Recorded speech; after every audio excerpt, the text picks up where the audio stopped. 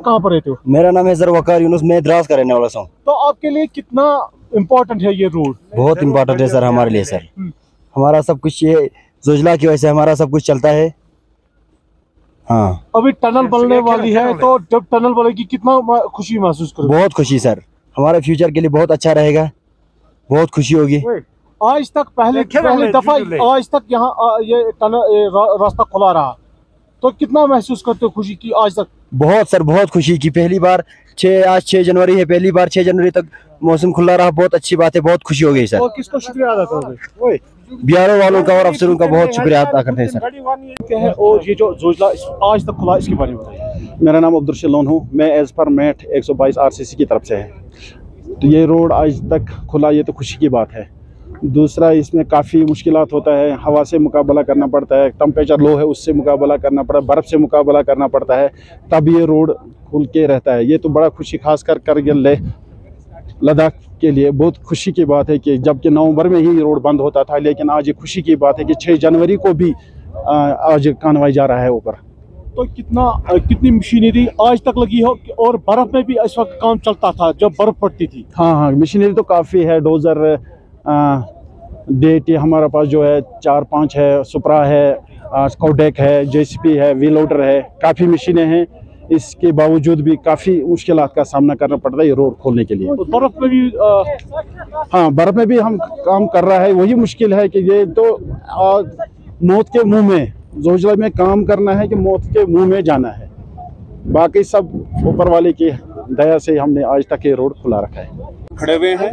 जोजिला पास का altitude 11,649 feet है और ये नेशनल हाईवे का एक बहुत इम्पोर्टेंट लैंडमार्क है, नेशनल हाईवे 1, जो कि श्रीनगर को लेह से जोड़ती है। ये नेशनल हाईवे 1 जोजिला पास के ऊपर से ग्रेटर हिमालयन रेंज को क्रॉस करता है और इस पूरे NH1 को मेंटेन करने की रिस्पॉन्सिबिलिटी बॉर्डर रोड्स ऑर्गेनाइजेशन के पास है।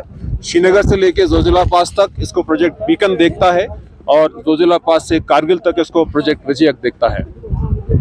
ये NH1 लेह लद्दाख के क्षेत्रों के लिए, वहाँ के आवाम के लिए और वहाँ डिप्लॉयड सारे के सारे सिक्योरिटी फोर्सेस के लिए एक बहुत ही स्ट्रैटेजिक एक्सेस है और हम सब जानते हैं कि इतने सालों से उनके सस्टेनेंस के लिए एक ये लाइफलाइन का काम कर रही है।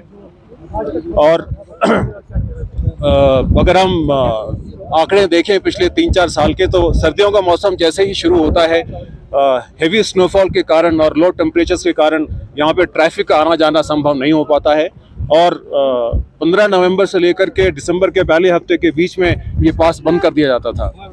लेकिन 2020 के टाइम से, जब से हमारे बॉर्डर्स में हाइटेंड टेंशंस का सिचुएशन रहा है, इस पास को ज़्यादा देर तक खोलने की ज़रूरत पड़ी है और बॉर्डर रेट्स ने इसी पे अपना काम पूरा किया है।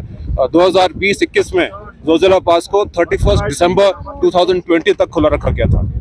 पिछले साल इसको 4 जनवरी तक खोल कर रखा गया है और इस साल आप देख रहे हैं हमने इसको 6 जनवरी तक खोल कर रखा हुआ है।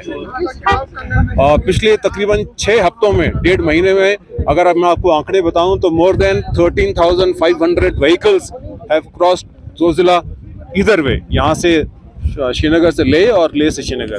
और आप इन आंकड़ों से अंदाजा लगा सकते हैं कि ये लेह की जनता के लिए और वहाँ के सिक्योरिटी फोर्सेस के लिए कितना बड़ा एक लॉजिस्टिकल एडवांटेज रहा होगा।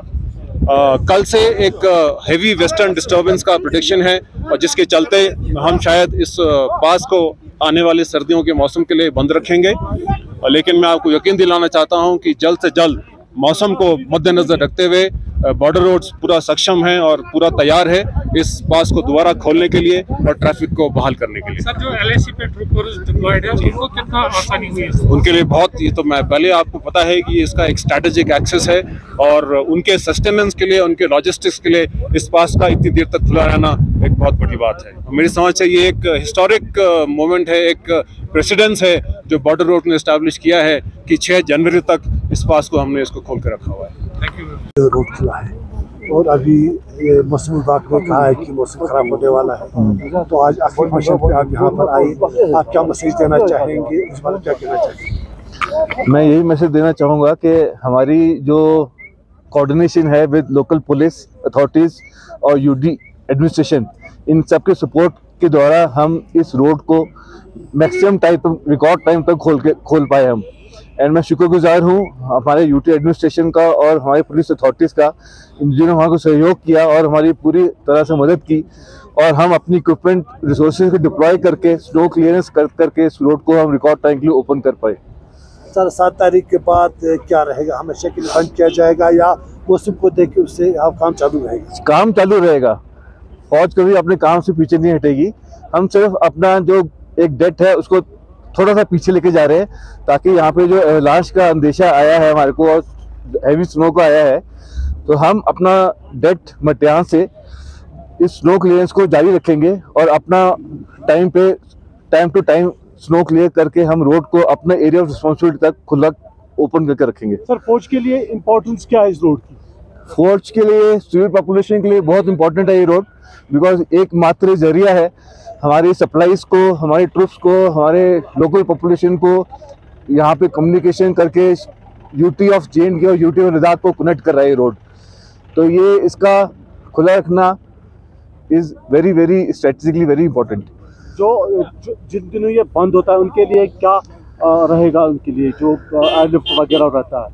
वो हमारा जो प्रोसीजर है, जो पहले से हमारा प्लान है कि मेडिकल इमरजेंसी और इस टाइप के इमरजेंसीज के लिए हमारा इंडियन एयरफोर्स और इंडियन आर्मी के जो एयरक्राफ्ट हैं वो हमेशा तैनात रहेंगे for any kind of emergency. Thank you sir. Thank you sir. Thank you.